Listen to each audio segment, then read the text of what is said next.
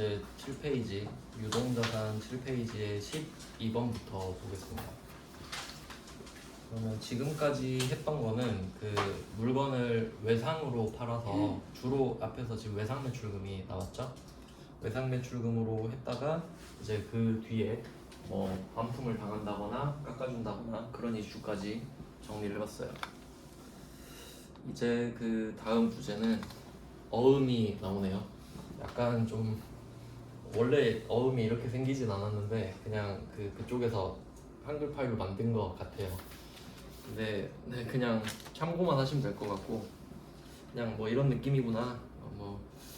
문제를 한번 풀어볼게요. 12번에 10월 2일 동아전자에 대한 외상 매출금 1,500만 원에 대하여 다음의 약속어음을 배서양도 받고 나머지 금액은 동전 발행 당좌표로 받았다. 네, 이제 하나씩 따져보겠습니다. 그러면 첫 번째 보셔야 될 거는 동아전자에 대한 외상 매출금, 이거부터 해석을 해볼게요. 그러면 이걸로 뭘 아실 수 있냐면 우리가 동아전자한테 물건을 팔았었다. 그리고 1,500을 받기로 한 상태다. 이 정도까지 확인하셔야 되고, 그리고 이 1,500만 원에는 부가세가 들어있다까지 생각을 하시면 가장 좋겠죠. 그러면 어쨌든 우리는 부가세를 포함한 이 1,500을 받아야 되거든요. 그래서 1,500을 줘, 이런 거죠. 얘도 한번 처음에 있었던 것부터 한번 정리를 해볼게요.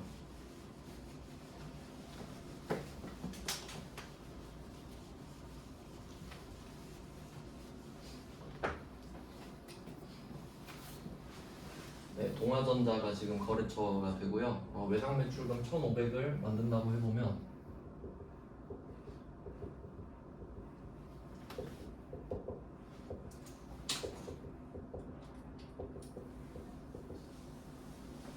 금액을 따로 적지는 않겠습니다. 합쳐져서 1,500인 것만 알면 돼요. 일단은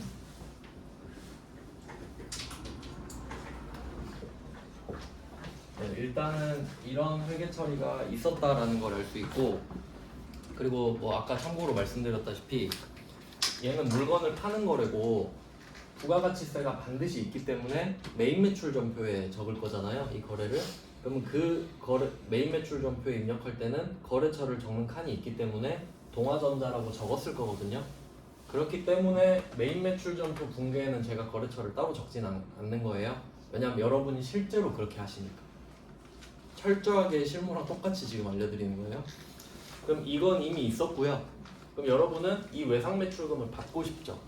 그럼 빨리 야 1,500 줘 이랬거든요. 근데 얘가 갑자기 다른 어음을 이제 주는 겁니다. 어음을.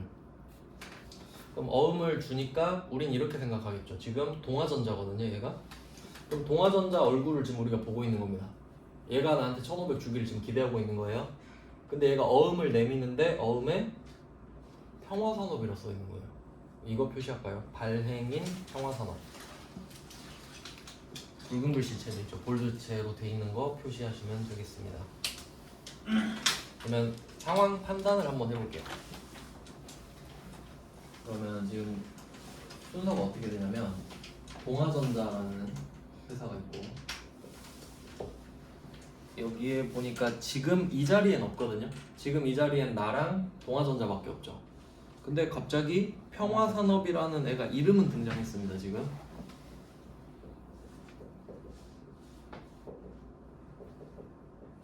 그럼 이거를 좀 그림으로 해석을 해보면 동아전자가 나한테 어음을 줬거든요.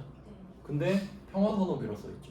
그럼 이유는 이렇게 해석할 수 있죠. 동아전자가 옛날에 평화산업한테 뭔가를 판 거예요. 근데 이게 뭐 제품인지 찬지는 모릅니다. 왜냐면 그냥 어음이라는 것만 알 수 있는 거예요. 그럼 이때 뭐 뭔가를 팔았다.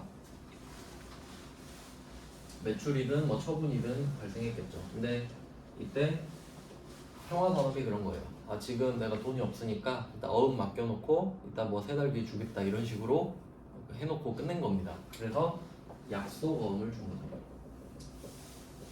자 그리고 여기에 처음에 이제 헷갈리시면 안 되는 게 제가 어제 아마 정리했던 것 같은데요. 이 약속어음은 그냥 일상 용어입니다. 실물이에요. 그냥 얘 이름이 약속어음이죠. 근데 이 동아전자 입장에서 제품을 팔고 약속어음을 받았었을 수도 있죠. 그러면 동화전자는 이 약속어음을 받을 어음이라고 적었을 거예요. 그런 느낌이고, 근데 만약에 동화전자가 물건 뭐 자기 제품 상품이 아니라 뭐 건물 팔았다. 건물 팔고 어음을 받았을 수도 있잖아요. 그러면 이 동화전자는 회계 처리를 미수금으로 했었을 겁니다. 근데 결론은 약속어음인 건 안 변하죠. 그러니까 이걸 이원화해서 생각하실 수 있어야 돼요. 그냥 약속어음은 팩트고 내가 이걸 뭐라고 적을 건지 내가 결정하는 겁니다. 그냥. 근데 지금 동화전자는 우리가 아니죠. 그럼 그건 우리가 알 바가 아니지. 일단 뭐라고 회계 처리했든 간에 우린 우리의 회계 처리만 하면 되니까요. 그럼 우리가 알 수 있는 건 약속어음밖에 없는 거지. 그럼 우리는 이거 가지고 또 판단하는 거예요. 자, 근데 이제 우리 회사가 있죠. 여기 나 있어요. 그럼 내가 이 동화전자한테 1,500을 받을 참이잖아요. 근데 얘가 이 평화산업한테 받았던 이 약속금 있죠. 이걸 나한테 짬 때리는 거지. 네가 얘한테 가서 돈 받아라. 네, 물론 실제로 얘한테 가서 받는 게 아니고 그냥 은행 가면 줍니다. 근데 그냥 그렇다는 거죠. 그러면 내 입장에선 조금 갑작스럽죠. 야, 너는 동화전자인데 웬 평화산업? 나 얘 모르는데? 아, 그건 상관없고 은행 가면 어차피 돈 줘. 그냥 갖고 가. 그럼 우리는 그냥 아 그렇구나 하면 되는 거죠. 그래서 이거를 그대로 받았다. 그러면 배서양도거든요. 지금 이 이슈가 이거 진짜 잘 나와요 시험에. 진짜 잘 나옵니다. 그럼 해석을 한번 해볼게요. 배서양도의 뜻. 배서라고 하면 그냥 뭐 한자 뜻으로 보면요. 배 있죠 배. 배가 뒤라는 뜻이거든요. 뭐 배경화면 할 때 수영 뒤로 하는 거 배영 이러잖아요. 배사님도 할 때. 그러면 배가 뒤입니다. 뒤. 그럼 종이가 앞장 뒷장 있죠. 그럼 뒷장에다가 서명. 배서예요. 그러니까 약간 상징적인 의미가 있는 거죠. 주인이 바뀌었다 뭐 이런 느낌으로 서명을 하는 게 그런 느낌이잖아요. 그러니까 뭐 허가를 했다 뭐 그런 느낌으로. 그러면 얘가 원래 동화전자는 자기가 이 어음을 갖고 기다렸다가 은행 가서 돈 받으면 되는 거죠. 근데 그 권리를 포기하고 아니 네가 가져라. 그러니까 수표처럼 써버린 겁니다 그냥. 근데 수표랑 차이는 기간이 있죠. 기한이 기다렸다가 받아야 되죠. 그러면 이 평화산업이 이 동화전자 있죠. 얘는 배서 양도를 한 겁니다. 준 거니까. 동화전자는 배서 양도를 한 거예요. 자, 그러면 나는 배서 양수 한 겁니다. 나도 배서 양도를 한 건 아니죠. 쟤가 양도를 했으면 난 양수를 한 거지. 강제적으로. 그래서 이렇게 상황을 정리할 수 있답니다.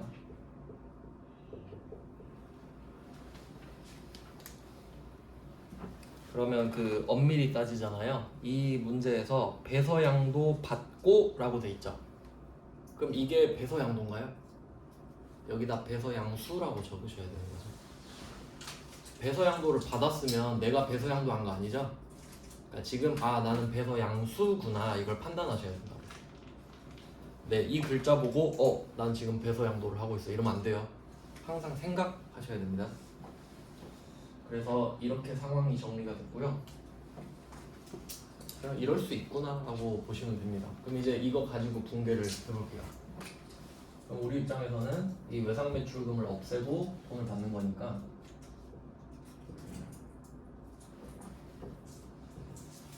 그럼 지금 계속 말씀드리고 있는데 처음에 메인 매출 정표 할 때는 거래처를 안 적어도 됩니다. 위에 적기 때문에. 근데 지금 이 거래는 내가 이 1,500만 원을 회수하는 거죠. 그러니까 앞에 이미 발생한 거래에 대한 후속 조치에 불과하죠. 그러니까 얘는 일반 정표인 거죠. 새로운 메인 매출이 아니니까. 그럼 얘는 거래처를 적어줘야 돼. 그러니까 항상 계속 말씀드리는 거예요. 메인 매출 정표랑 일반 정표 말씀드리면서 계속 적는 겁니다. 그러면 지금 이 외상 매출금의 주인은 동화전자죠. 우린 동화전자한테 물건을 팔았으니까요.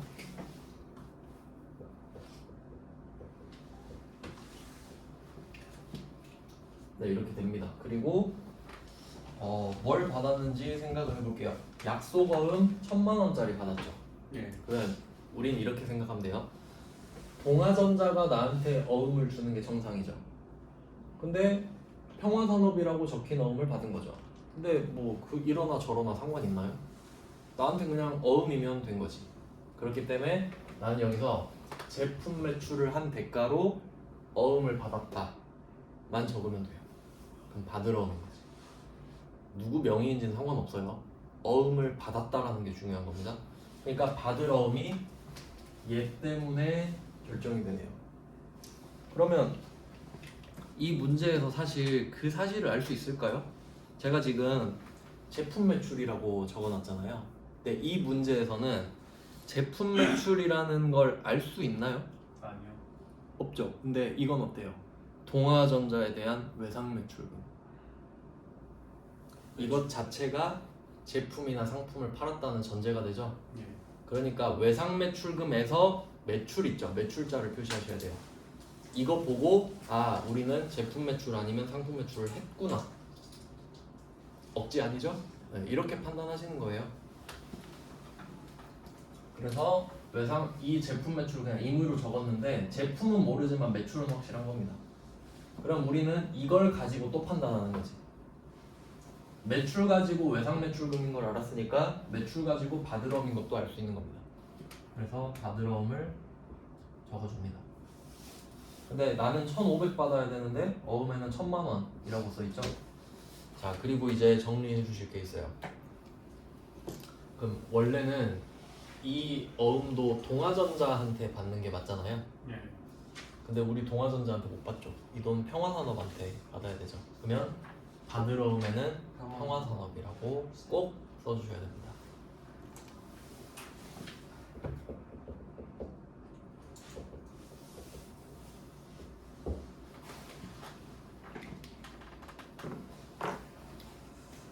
그러니까 이거 보시면 그 느낌을 받으셔야 돼요. 그냥 있는 그대로 적는 거구나.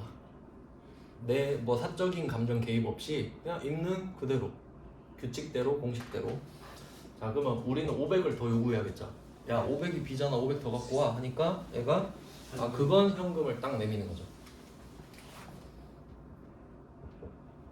그러면 뭐 나머지 금액은 의미가 없고요. 의미 거래는 받을어음은 자산, 외상 매출금도 자산, 현금도 자산. 이건 그냥 구성 가지고 장난을 치는 겁니다.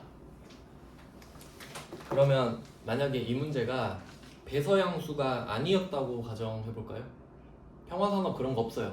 그러면 이때 이 받을어음에는 똑같이 동아전자가 써있겠죠.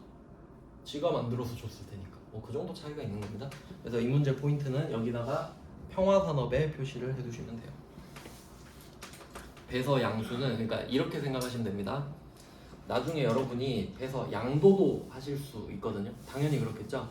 배서 양도랑 배서 양수가 진짜 시험에 잘 나온단 말이에요. 그러면 이렇게 생각하시면 돼요. 배서 양도랑 배서 양수는 여기에 없는 애 이름이 반드시 나와요. 내가 지금 동아전자 얼굴 보고 있죠. 예. 근데 평화산업은 난 누군지 모르죠. 근데 얘가 평화산업 이야기를 하더라 이거야. 배서 양도 배서 양수는 반드시 그렇습니다. 남의 이야기를 해줘야 돼 한번. 그렇게 알고 계시면 될 것 같아요. 이것도 나올 때마다 알려드리겠습니다. 자 그러면 어음 가지고 네, 이렇게 받았다. 그 다음에 13번 문제로 가보겠습니다. 이거는 말장난인데요. 그냥 말로 설명드릴게요. 자 13번은 10월 20일 영광 상사에 대한 외상 매출금 253만 원 있죠. 이거 참고로 부가세 포함되어 있는 거 아시죠 이제? 이거 230만 원에 23만 원이에요. 맞죠? 그러니까 그렇게 생각하면 제일 좋아. 볼 때마다 아 230에 그 금액을 쪼개라는 건 아니고 부가세가 포함되어 있어서 그렇구나. 그러면 어쨌든 우리는 이걸 다 받으면 되죠. 이 중에 23만 원은 받아서 일단 부가세를 내겠지만 어쨌든 받아야 돼요. 근데 얼마 받았죠? 130 받았죠. 근데 여기서 253만 원 왜 말했을까요? 틀리라고 말한 겁니다 진짜로. 왜냐면 시험장에서 마음 급하면요 이거 보고 써요. 저 같은 애가 그래요. 이제 나중에 여러분 실력이 올라가잖아요. 그럼 이런 걸로 틀립니다. 잘못 보고. 그래서 이 회계는 좀 차분함이 진짜 중요한 것 같아. 집중력이랑. 그래서 그냥 130만 원 쓰면 된다. 이게 포인트예요. 그리고 이것도 일반 전표인 거 이제 아시죠? 후속 조치니까. 그러니까 거래처를 꼭 써야지. 영광상사. 거래처 빼먹으시면 안 됩니다. 그러니까 거래처는 언제 쓰냐면요. 이걸 좀 알고 계시면 좋은데 그 거래가 미결됐다고 해야 되나? 그러니까 끝나지 않은 거래에 대해서 쓰는 거예요. 내가 돈을 못 받았거나 아직 안 줬거나 그럴 수밖에 없잖아요. 그럼 예를 들어볼까요? 만약에 뭐 그냥 이거 그냥 재활용 해볼게요. 여러분이 물건을 판 거예요. 이렇게 제품 매출, 부가세 수금. 근데 정말 드물게도 얘가 그냥 현금 줘버리는 거예요. 쿨하게 현금 딱 주고 가는 거야. 그럼 현금 받았죠? 그럼 어떻게 해요? 거래가 끝났어요? 안 끝났어요? 끝났죠? 그럼 난 얘 얼굴 이제 볼 필요 없거든요? 이 거래에 대해서는? 그럼 현금에 거래처 적어요? 아니요. 안 적지. 끝났는데. 근데 얘가 다음에 줄게 하고 가면 야 너 이름이 뭐였지? 하고 적어야지. 이해되시죠? 얘가 돈을 안 줬으면 안 끝났으니까 이름 적어야 돼. 그리고 얘가 돈을 갚으면 이름 지워줘야 되는 거고. 그러니까 처음에는 이름을 쓰는 거고 돈 받으면 이름을 지우는 거니까 두 번 쓰는 겁니다. 네, 그런 내용이에요. 그 다음은 14번. 14번 문제는 다원의 제품 매출 외상대금 400만 원 중 그럼 이거 해석해 볼게요. 제품 매출 외상대금 400만 원. 외상매출금이라고 썼겠죠? 그러니까 이거 보고 해석할 줄 아셔야 되는 거예요. 제품 매출 외상대금이 있는데 어음이라는 말이 없죠. 그러니까 얘는 외상매출금으로 달아놨었겠구나 정도로 파악을 하셔야 되고, 물론 부가세는 포함되어 있고요. 근데 이 중에 300은 동점 발행, 뭐 아까부터 뭐 동점 나오는데 동점은 그냥 같은 지점입니다. 그냥 뭐 해석할 필요도 없어요. 그냥 어음을 받았다 이렇게 해석해도 상관없습니다. 자, 그리고 100만 원은 금전 소비대차 계약. 특이한 거 나왔죠. 이게 상당히 좀 지엽적이라고 생각은 하는데요. 근데 회차 보시면 전산회계 1급이죠. 그래서 안 넣을 수가 없었어요. 좀 용어를 알려드리겠습니다. 이거는 뭐 일상생활에서는 잘 안 쓴다고 하더라도 부가가치세법 말문제 조금만 이제 깊게 들어가도 막 나오거든요. 좀 내용을 소개를 해드리면 그냥 생각 한번 해보세요. 이해 쉽게 되실 것 같아요. 소비대차라는 말이 있고요, 사용대차라는 말이 있어요.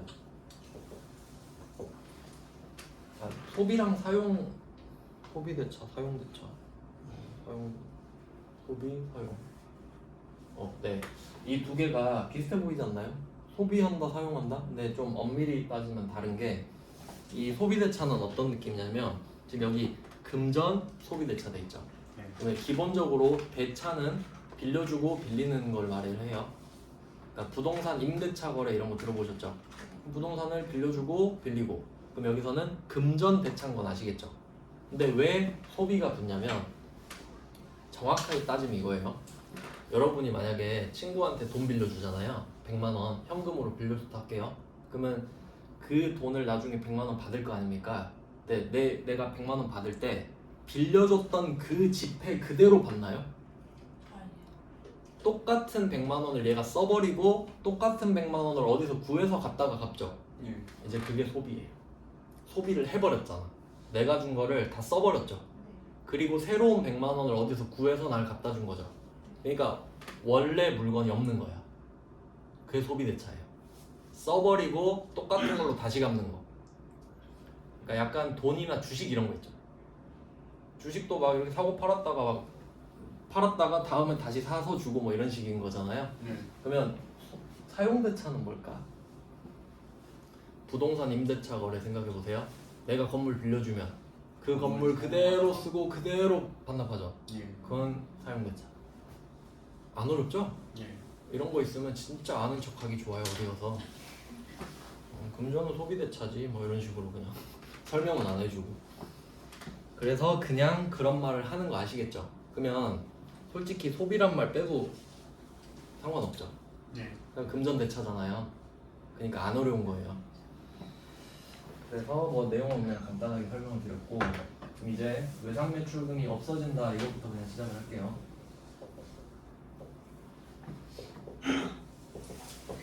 자, 외상 매출금 그러면 이게 일반 전평건이지 아시잖아요. 이거는 아주 특이한 게 거래처가 3개 다 붙어 있죠. 그래야 되니까. 그러면 이유를 생각해 볼게요. 자, 이 외상 매출금이 지금 감소하는 거래인데 얘는 이름을 지워주는 거죠. 그러니까 얘가 다원이라는 애가 나한테 오늘 돈을 갚는 거니까 외상 매출금이라는 권리는 사라지는 겁니다.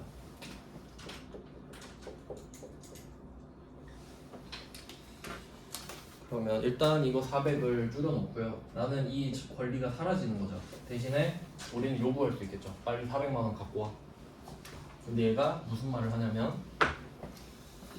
일단 300만 원은 어음으로 줄게 하는 거죠. 아까 보셨던 것처럼 외상 매출금이니까 의심할 필요 없이 받으러움을 써주시면 됩니다. 근데 이번엔 어음이 300만 원짜리고 똑같이 다원한테 받으면 되겠죠. 네.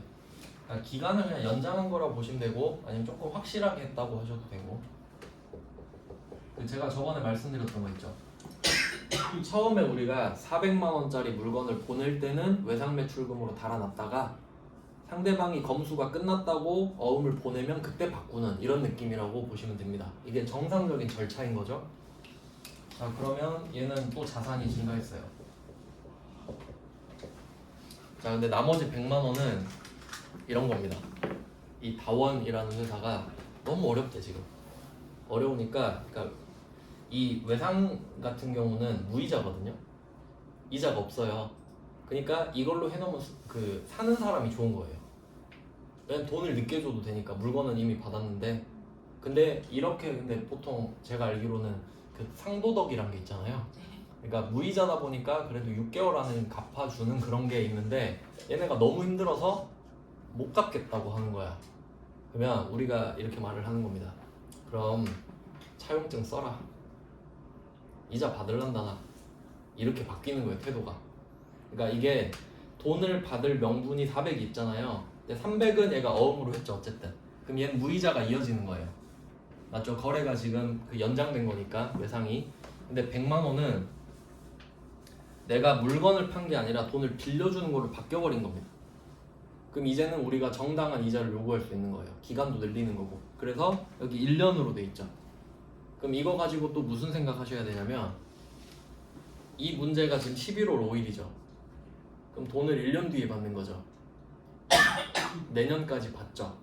그럼 얘는 유동자산이다. 이것까지 판단하시는 거예요. 그래서 밑에 답 보시면 단기 대여금 써 있죠. 단기에다가 유동자산 이렇게 써두시면 됩니다. 나름 좀 디테일이 있는 문제라고 할 수 있는 거죠. 그래서 단기 대여금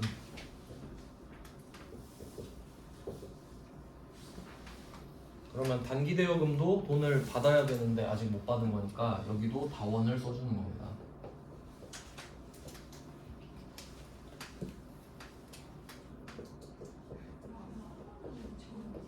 근데 사실 이렇게 그 지금 외상 매출금이 단기 대여금으로 바뀐 거잖아요. 일부는. 그러면 사실 우리 회사 입장에선 손해입니다.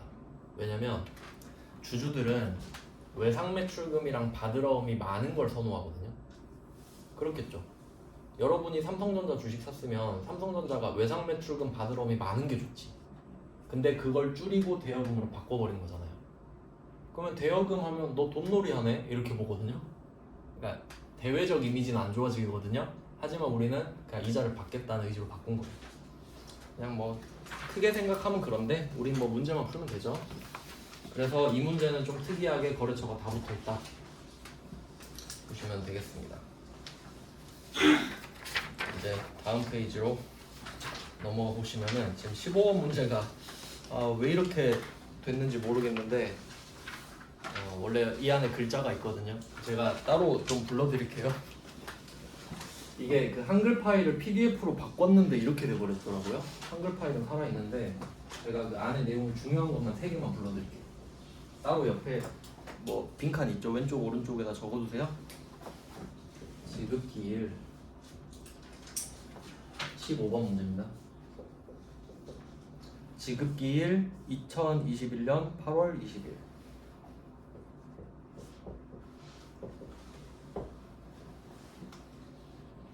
그리고 발행일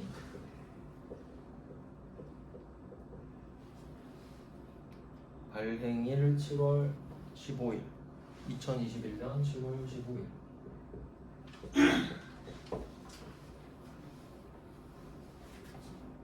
그 다음에 발행인 위에는 발행일이고 밑에는 발행인. 희망기계 주 희망기계입니다. 요 세 개 원래 더 많이 적혀 있는데 일단 우리한테 필요한 건 요거 정도. 지급 기일 2021년 8월 20일, 발행일 2021년 7월 15일, 발행인 주 희망기계.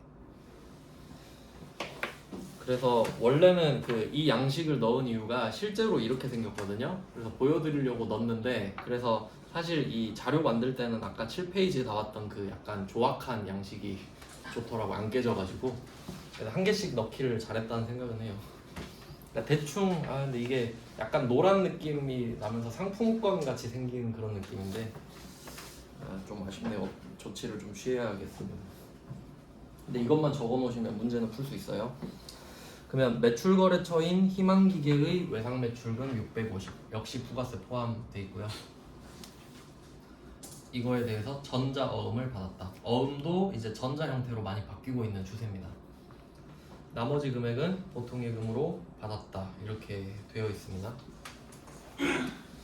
뭐 앞에서 근데 중요한 붕괴는 다 해봤어서 답만 보시면 이제 느낌이 확 오실 텐데, 그러니까 오늘이 7월 15일이잖아요.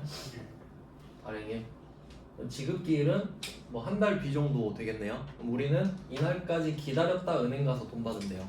그래서 이 안에 막 무슨 은행 무슨 지점 이런 거 써 있거든요. 그러니까 뭐 그냥 그 지점 가서 뭐 받으면 된다 이런 느낌?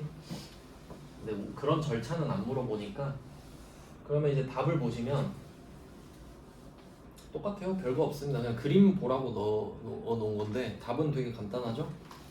네, 답은 확인하시고 넘어가면 됩니다. 그 다음에 16번으로 넘어가 볼게요. 16번은 7월 14일 받을 어음, 여기서 받을 어음이라고 말을 하고 있죠. 그럼 얘는 계정 과목을 말해준 겁니다. 그러니까 원래는 약속 어음을 받았다 이렇게 말해야 되잖아요. 근데 얘는 답을 그냥 까버린 거예요. 그러면 그냥 제품 팔고 약속 어음을 받아서 받을 어음이라고 하나보다 정도로 그냥 편하게 생각하시면 되고요. 이건 좀 내용을 좀 정리하면서 봐야겠네요.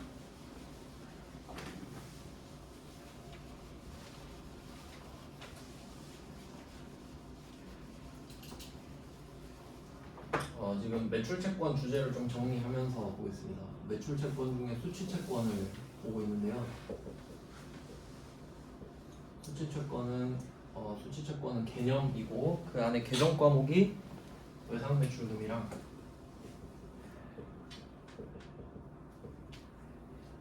받을 어음 이렇게 있는데, 그러니까 일단 이 시험 위주로 좀 정리를 하면 물건은 줬는데 돈을 못 받는 경우가 두 개가 있었어요. 그러면 그 중에 외상매출금에는 뭐가 나왔었냐면 아까 보셨듯이 매출 할인, 뭐 애누리, 환입 이거 나왔었죠. 그러니까 이제 정리를 한번 해보는 거예요. 매출, 환입,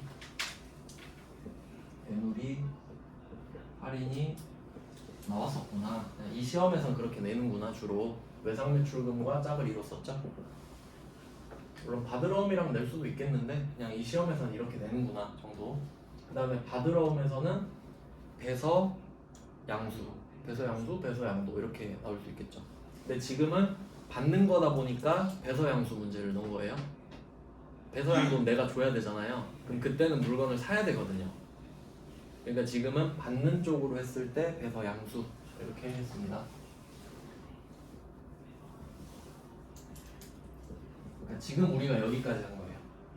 여기까지 한 거고, 주제가 이제 많아질 것 같으니까 지금 빌드업 하는 거죠. 그럼 이제 16번 문제를 보시면 되거든요. 얘는 보통 뭐라고 말을 하냐면 그 어음 할인이라고 말을 해요.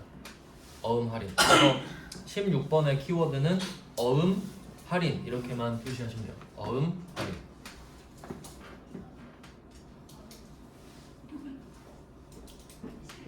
근데 여기서 할인도 아까도 할인 나왔죠?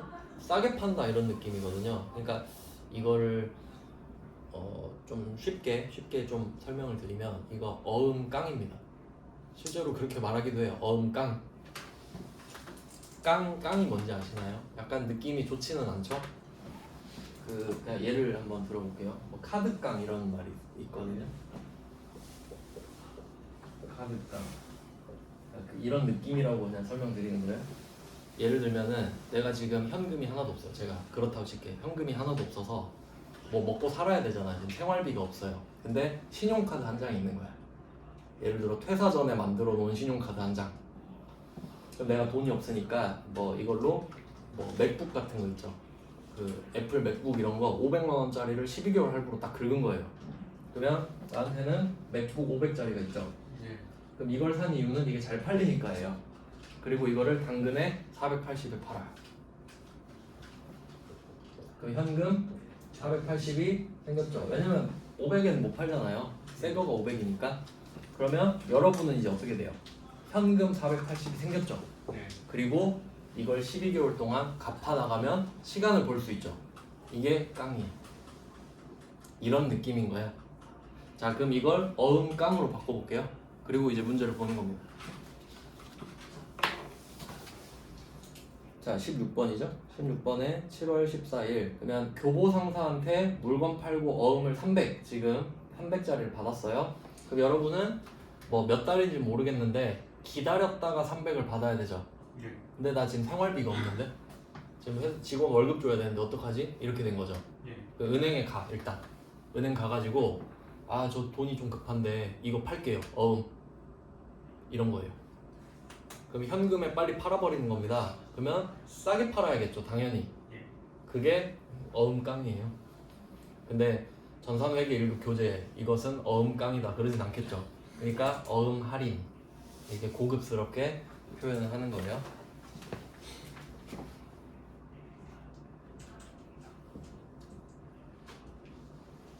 그러면 이게 어음을 갖다 파는 건데 그럼 혹시 계정 과목이 받으러음인 것만 되나요?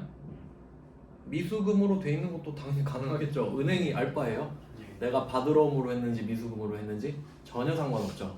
은행은 그냥 어음이면 다 받는 거죠. 그러니까 이게 은행의 부수입이 되는 거예요.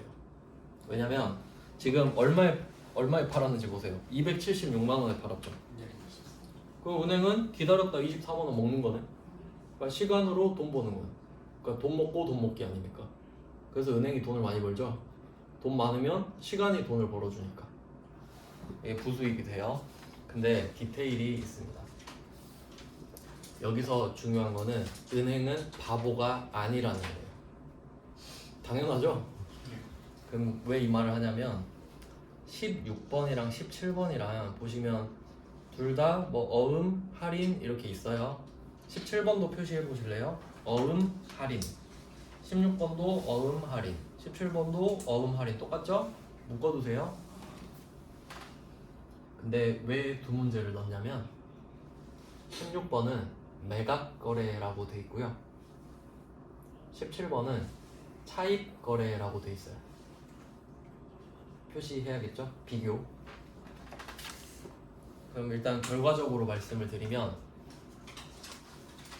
차입 거래가 정상이에요. 차입 거래가 실무예요, 실무. 진짜예요, 진짜. 그럼 그 실무 진짜가 뭐냐면 은행은 바보가 아니다죠. 그게 차입 거래예요. 그럼 매각 거래는 뭐냐면 은행이 갑자기 바보가 돼버리는 거예요. 그러니까 얘는 시험에만 나오는 거지. 아시겠죠? 그러면 왜 그런 얘기를 하는지 좀 말씀을 드려볼게요. 그러면 자, A가 있고 B가 있고 은행이 있다고 해보겠습니다. 우리가 B예요 지금. 내가 A한테 매출을 하고 약속금을 받은 겁니다.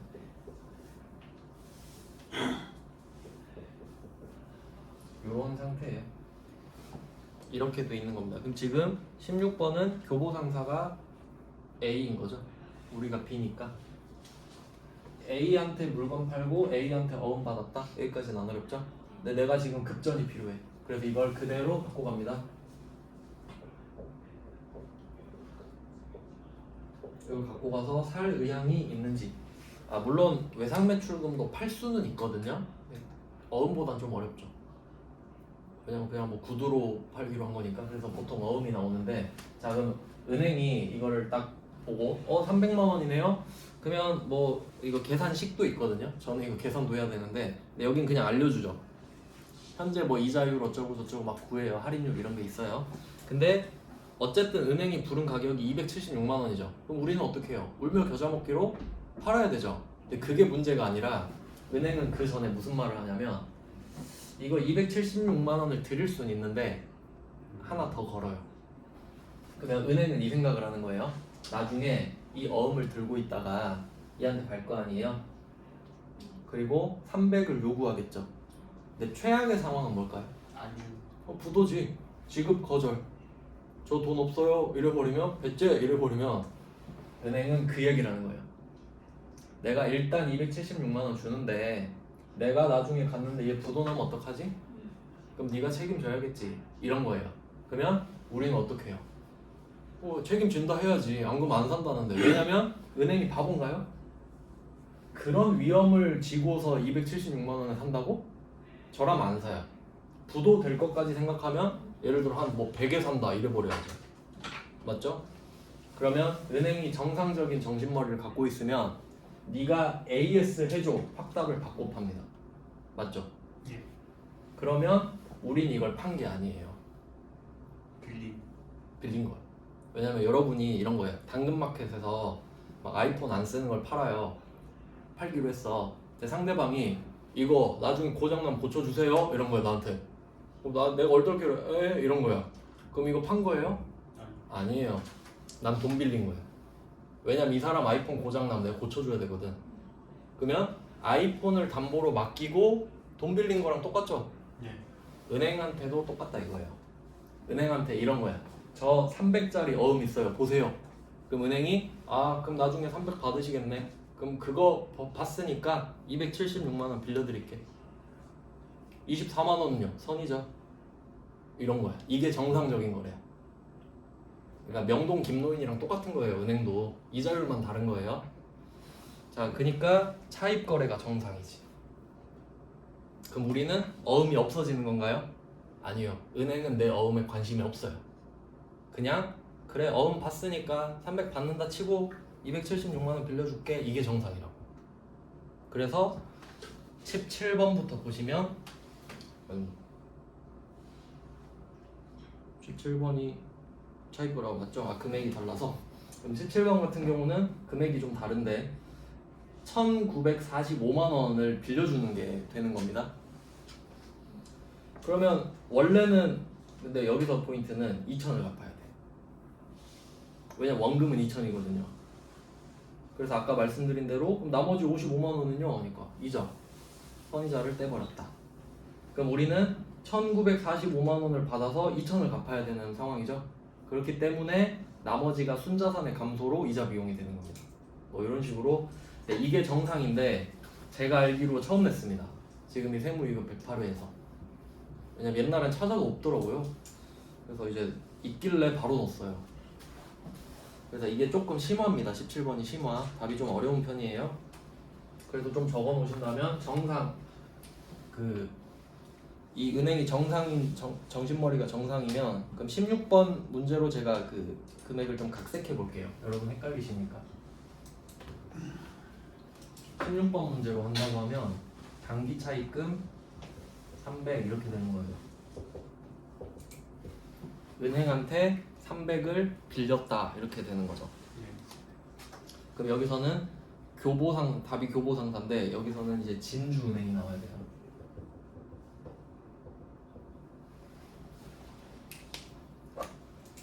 얘는 부채입니다. 부채.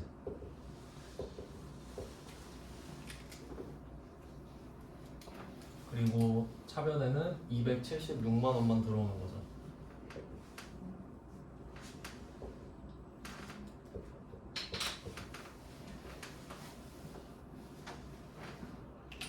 그래서 부채가 차변인, 부채가 대변인 이유는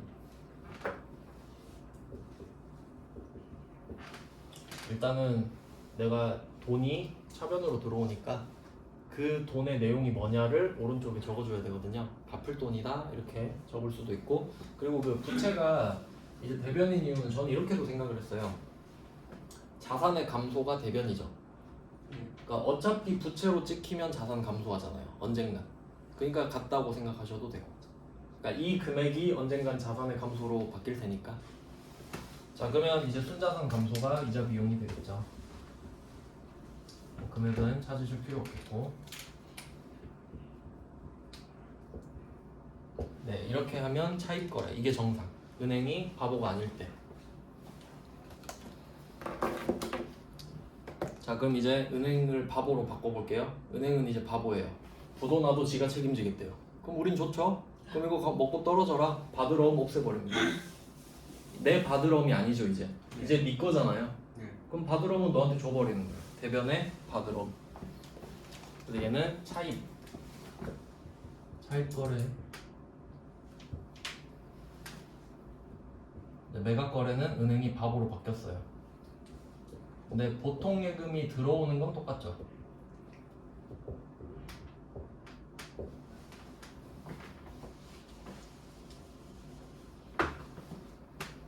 근데 이번엔 빌린 게 아니라 내 받으러움을 던져버리는 거죠. 그러면 우리가 교보상사한테 받을 수 있는 이 권리를 포기한 거니까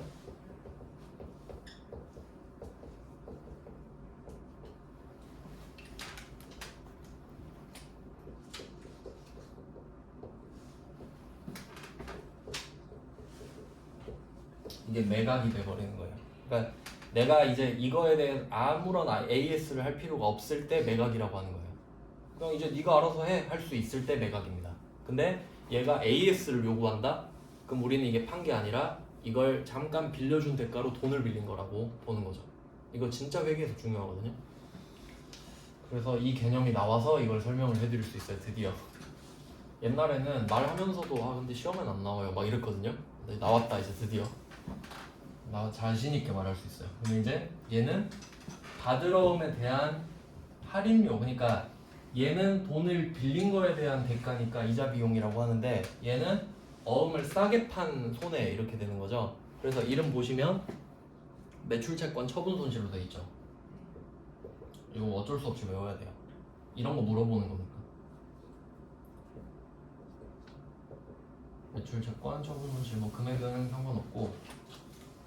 그래서 얘는 이름이 왜 이렇게 됐냐면요. 지금 우리가 수취채권 배우고 있잖아요. 근데 수취채권 중에서 매출채권이라고 해야 좀 더 정확하긴 하겠네요. 그러니까 수취채권이 최상위 개념이고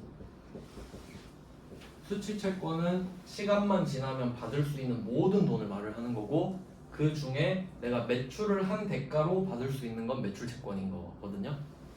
그래서 좀 고칠게요. 이렇게 해야 이제 설명이 되거든요. 그러면 우리가 갖고 있는 매출채권은 외상매출금 받으러옴 이렇게 두 개 있죠. 그러니까 말로 외상을 했거나 어음을 받았거나. 근데 말로 외상을 준 거는 팔기가 어렵겠잖아요. 가능은 하지만. 그러니까 주로 내가 이 매출채권을 판다는 거는 어음을 판다는 소리야. 그래서 어음을 이렇게 소유권을 넘겨버릴 때 매출채권을 처분했다고 하는 거죠. 그리고 여기서 포인트는 그럼 이것 한번 생각해 보세요. 혹시 우리가 이 어음 깡을 할 때 은행 가서 갖다 팔 때 혹시 이익을 볼 수도 있을까요? 절대 없죠. 그러니까 매출채권 처분 이익이라는 개정 과목은 없어요. 존재하지 않아요. 왜냐면 은행이 바보가 아니니까요. 이해되시죠? 그러니까 얘는 단기매매증권 처분 손실 이런 게 아니죠. 그러니까 상황이 굉장히 특수한 거예요. 즉 이 말은 뭐냐면 우리가 만기까지 기다렸다가 받아야 되는 어음인 거잖아요. 근데 내가 못 기다렸으니까 벌금 내는 거예요 지금. 네. 시간에 대한 벌금을 내는 거야. 그러니까 매출 채권을 처분했다 하면 손실이 무조건 나오는 거지. 절대 이익이 나올 수 없습니다. 본전도 없어요. 그러니까 이렇게 구조가 이렇게 잡혀버린 거예요. 그리고 이론상으로는 여기에 미수금도 올 수는 있으나 시험 문제 나온 적은 없습니다. 근데 저라면 한번 내볼 것 같긴 하거든요. 염두에는 두자. 염두에 두긴 하자. 여기까지 해놓고 좀 쉬다가 계속해서 보겠습니다.